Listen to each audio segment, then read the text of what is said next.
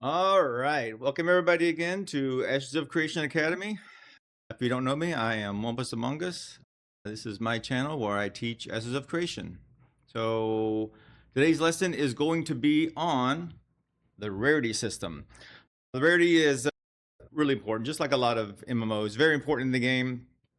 If you want to make the very best gear or have the very best gear, then the Rarity System, you need to fully understand how it works and how to best manipulate it. And that's what we're going to talk about in this lesson. I'll give a general overview of it, but then I'll also go over how you can basically save some resources, but also maybe in certain instances bump up to the next rarity so that you can get a little better gear than you would normally. There's some calculations in here. If you have a piece of paper with a pen, there's some values that I want you to write down, but it'll be on almost every slide, so you can write it down at some point or just rewatch this later when it goes on YouTube.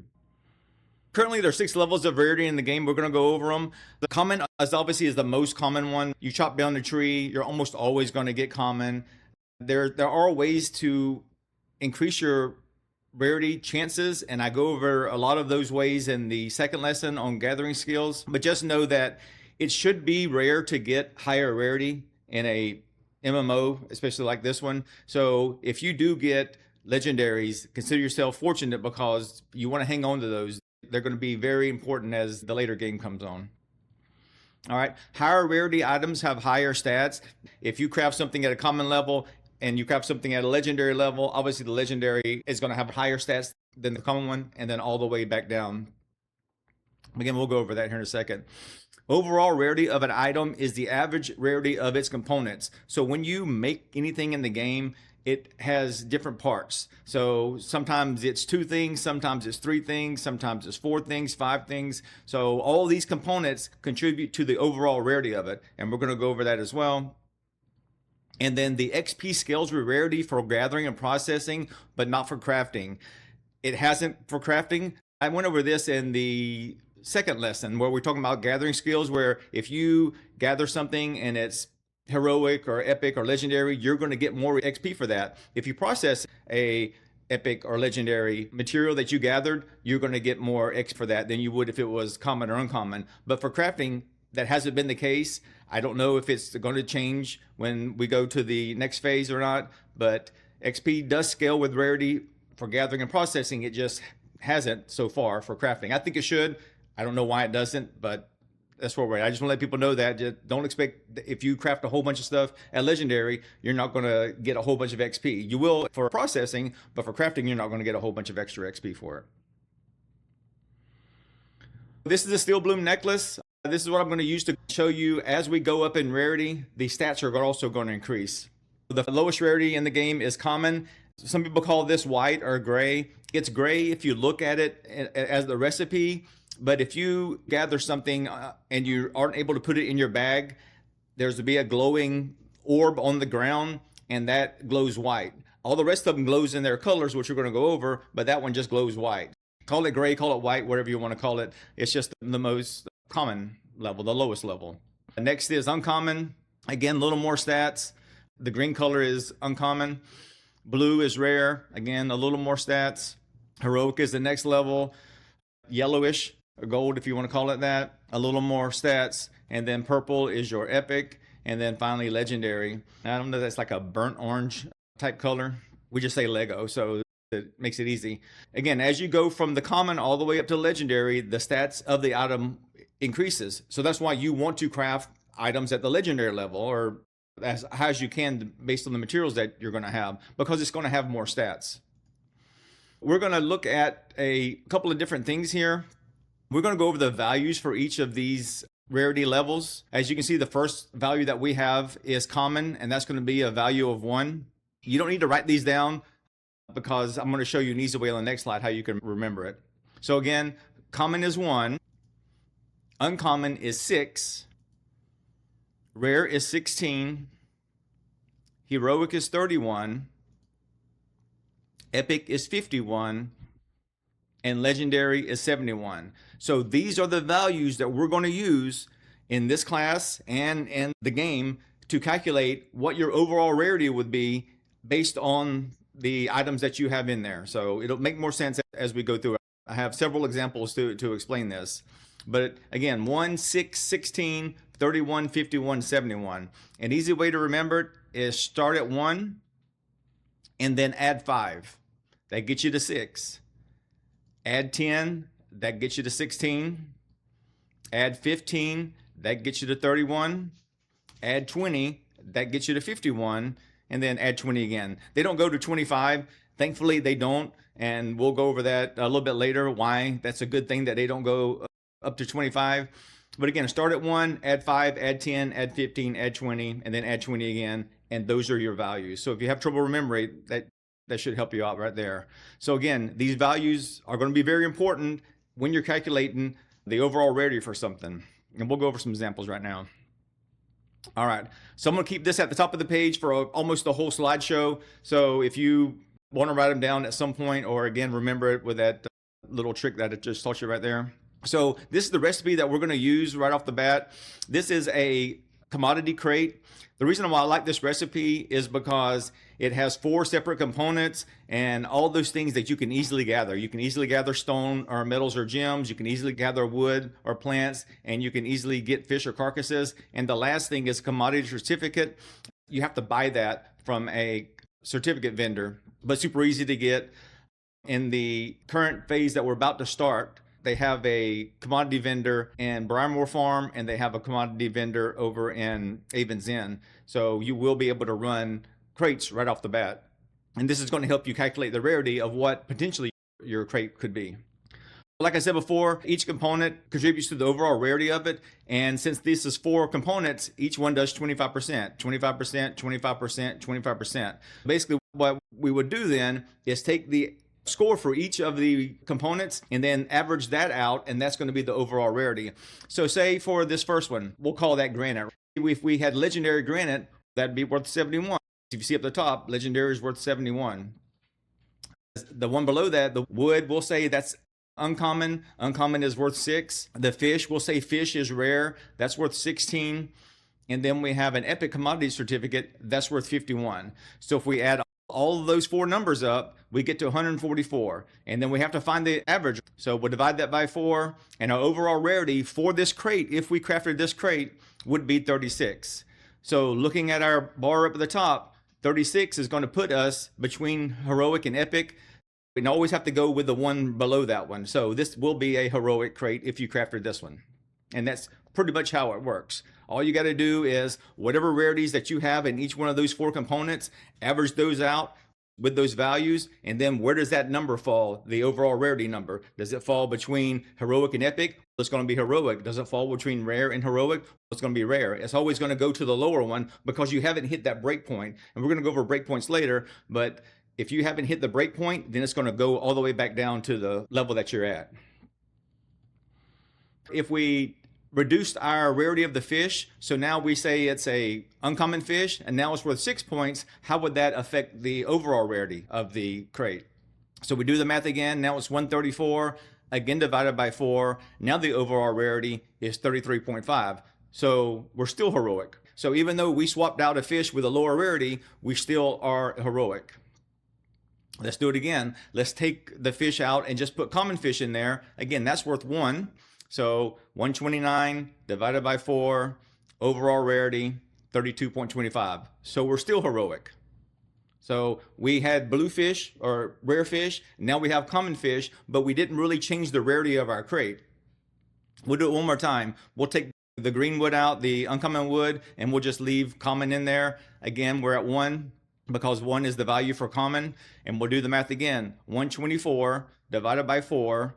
The overall rarity is 31, and we're still heroic. So basically, we save, 5 rare fish, and we save 12 uncommon wood just by knowing how the system works. And so we had a heroic crate before, and we still have a heroic crate, but now we were able to save some materials that we didn't really need to spend in that. So if you know how the system calculates rarity, and you use that to your advantage, then you can save yourself from resources.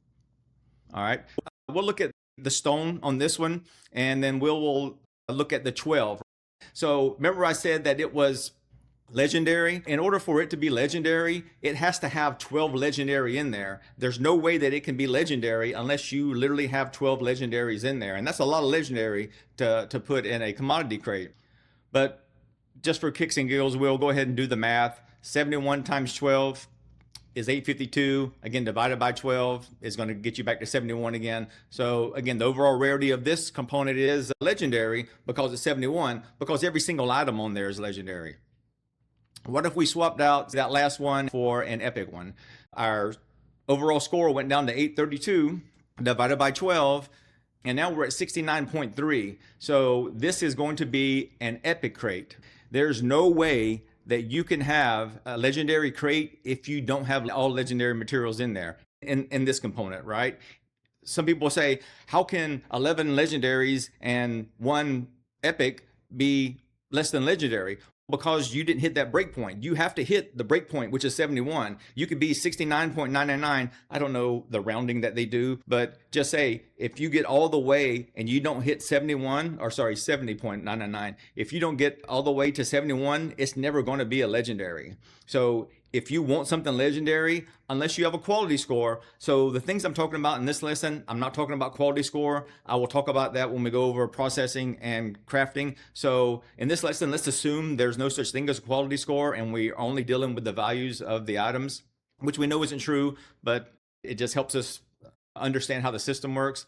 You're never going to get up to legendary unless every single item in there is legendary. If you have less than legendary, it's always going to go down to epic, or even lower than that, depending on what the values of the materials that you have in there besides the legendaries or epics or whatever. Let's say we have a hodgepodge, right? A bunch of different things in there, and we don't know what our overall rarity would be. Sometimes the crafting station will tell you what the rarity is going to be, but it's better for you to know before you get there what it's going to be.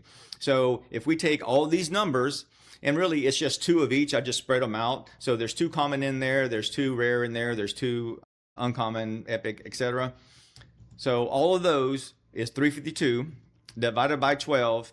So our rarity score for this crate, or this component of the crate, is 29.33. So where would we be?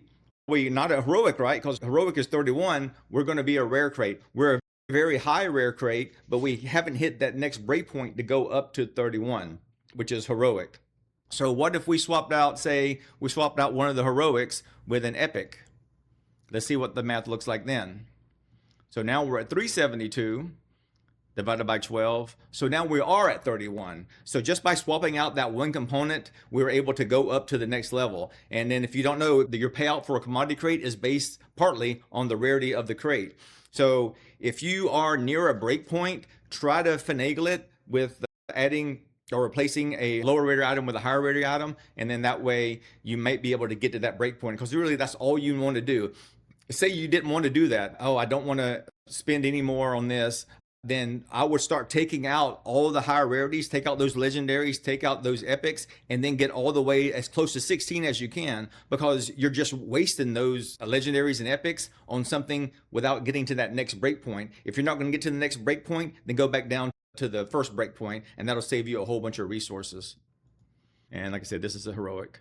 All right, I'm going to talk to you about a zero-sum system, and this has 2 components. So this system only works if you're dealing with heroic, epic, and legendary, and a lot of times that's what you're going to be working with. If you're trying to craft something, you're really not going to be working with rare, uncommon, and common. So this is a good system if you are working with the higher 3 rarities. All right, so there's our zero-sum line. We have 0 in the middle. So say we want to craft something that's epic, and generally that's what you would do with the zero-sum system, is use it to craft something that's epic. If I don't have enough resources and I only have heroic resources, then that's going to give me down to a -1. And this is if there's 2 components, right? If I want epic and I have a -1, what do I need to get back to epic? I can't go do epic again because it will take me from heroic halfway to epic. But really the only thing that's going to get you back to epic is if you go legendary. So your -1 that you had for the heroic is now offset by the legendary that you have, and you're going to have an epic item if it only has 2 components. And you can do the math too. 31, 71, 102 divided by 2 is 51. which is your epic score. So what if you have 3 components? With 3 components, what you would need is, you can't use heroic on that one. You could use legendary, but why? Because you can stay at epic if you just use the epic. So now you have 31 plus 51 plus 71 divided by 3, and you're still at 51. If you had 4 components, what you could do is you could have 2 heroic, or you could have 2 legendary, and those would average out to be epic. You could have 1 heroic, 1 legendary, and then 2 epics, but you can never have unbalance. Either way, if you have an unbalanced toward the heroic, it's going to be heroic then, because you drop past epic. And if you are unbalanced on the legendary side, now you're just wasting resources that you could use for something else. All right, so we're going to use it in practice now. Say that you want to make this bow, the Glory Brown Laurel String Short Bow. That's the recipe that was on the last Alpha 2 phase that we were in. I don't know if it's going to be the same stats. Doesn't matter, because we're just using this as an example. So here's our recipe. It's a carpentry recipe. It takes 5 different components. The first component is called Longbow's Final Touches. This is a reagent that you buy from the vendor. The next component is the Riverlands Essence. These are things that you can pick up. If you ever see the word essence or get a drop from a mob and it's an essence or it's an emblem, hang on to those. Those are going to be super important later on, because as you can see, I need 50 of these to make this bow. So a lot of people would buy these later on, especially the ones from Steel Bloom, the ones from Carfin and things like that. All right, but these do not count towards the rarity of the item. So that's why they're gray on there. Any reagents and anything that you get from a drop from a mob are not going to count towards a rarity. So really the only 3 things that count toward the rarity are the 3 purple ones: the dried ash board, the braidwood timber, and then the moon prepared yardage. And they each are 33%. So this is a 3 component one. I know it's hard to see the numbers where it says dried ash board, so I put the numbers over here. You need 102 dried ash boards, which is 612 ash wood. So 102 dried ash board may not sound like a lot, but it takes 612 ash wood to make those boards, which is a lot. The next one is 2 braidwood timber. All that requires is just 2 braidwood wood. Chop down 1 tree and you have that. And then your moon prepared yardage. It takes 9 moon bells and 9 weeping willow wood. So the crafting recipe is for carpentry. Dried ash board is made with lumber milling. The braidwood timber is also made with lumber milling. And the moon prepared yardage is made with weaving, but the willow wood is made with lumber milling, and then the moon bell is made with weaving. So you see that this is easily going to be 3 of your apprentice artisan skills or higher. This is a journeyman, right? So yeah, the carpentry would have to be a journeyman, and also the other ones as well.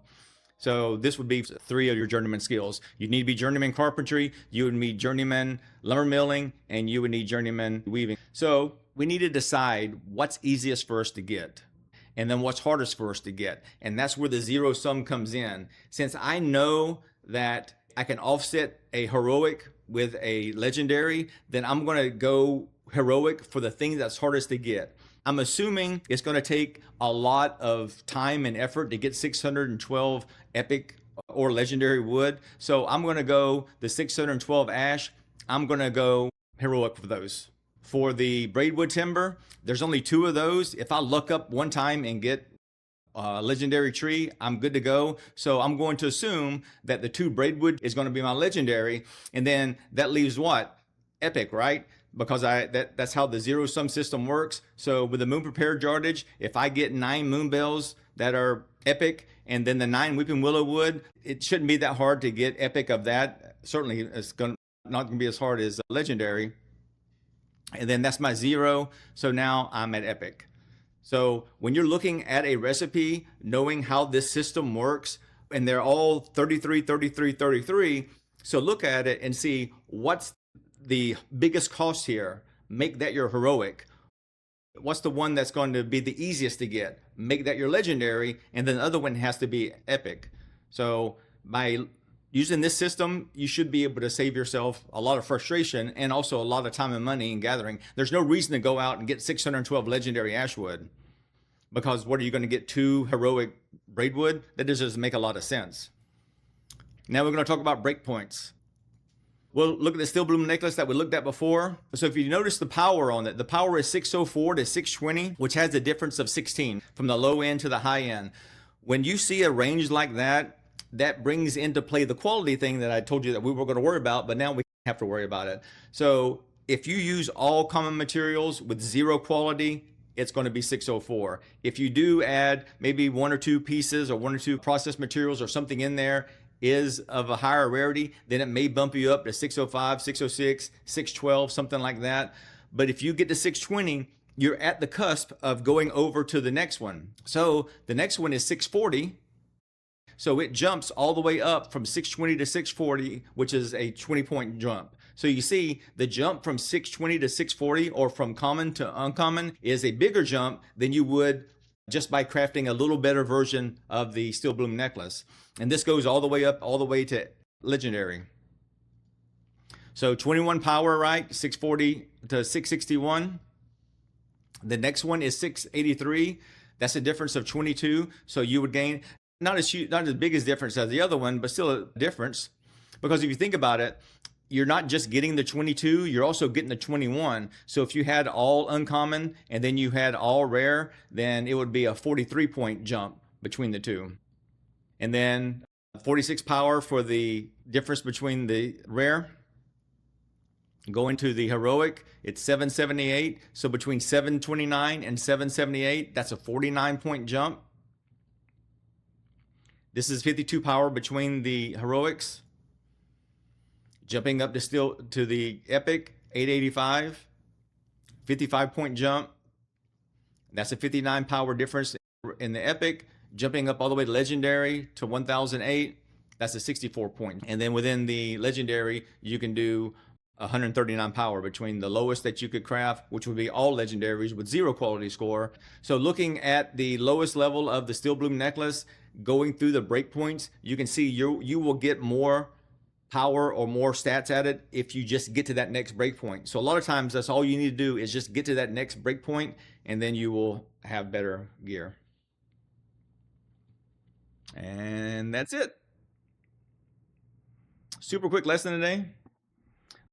Use those numbers, those values. That's really going to help you. It's not going to help you go out and gather a bunch of legendaries or epics. This is just talking about using that material that you have to the best of its ability. Don't waste it.